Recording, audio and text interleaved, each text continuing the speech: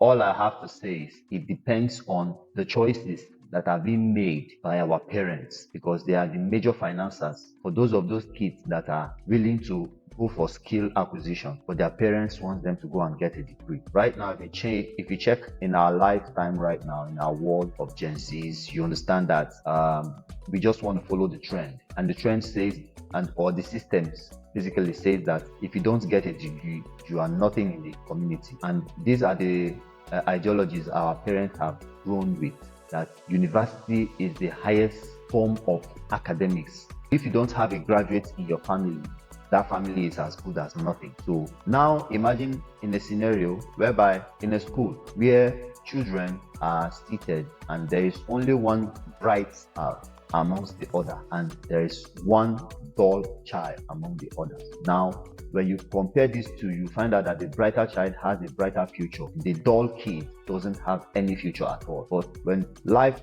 turns around and make a shift, you find out that the brighter kids are the ones working for the dull kids. So why spend such a huge amount of money in schools, in universities, caring for the child, thinking you are giving them a great and perfect upbringing by sending them to the universities, not knowing that you are destroying them, because what they are going to learn in the university is not only the academics, which are of low quality in that university, but lives around the university, because they are going there to meet and mingle with different sorts of kids. I hope you get what I mean. Now, if you are spending 10 million for one child's academic session, maybe 5 or 6, depending on the courses they are going to offer in university, and you spend 10 million. Now check, for instance, you have 10 million in your account, or on the long run, you are going to have or make 10 million, but you have to put that child in the set where he will go to learn a particular skill under 1 year. You can give them maybe a 1-year apprenticeship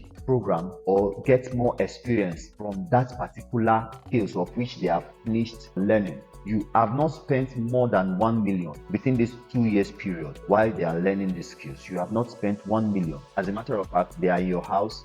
They are also working with that skills, because opportunities are all around them to utilize that skills and make little money. They will not even come to ask you, "Mommy, give me this, Daddy, give me this." They will not come to ask you anything. They will be making their money even while learning. So after their 2 years, the first year of learning the skills and the second year of internship program, then the third year, you look at their capacity, maybe how they can manage a little surrounding of their skills.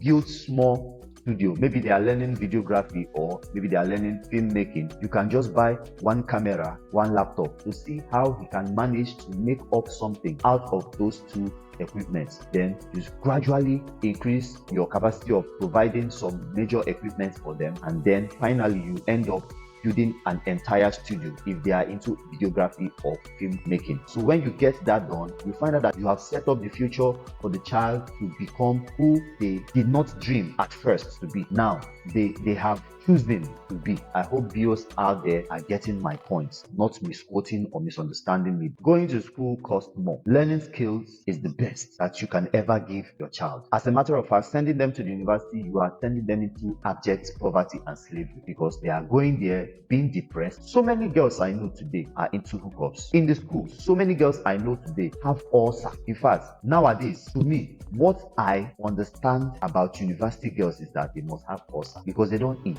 Wake up every morning is just like going to work. 6 o'clock, they are finished with everything. They are inside the classroom. The lecturer will be using them, mesmerizing them. The system will be posing them to and fro, up and down, and making them to make nasty decisions about their life. When they have skills, they become control and in charge of themselves. And this is what the society don't want our children to become, becoming the leaders of tomorrow. That is why you see old men leading us today. So I'm so furious about this.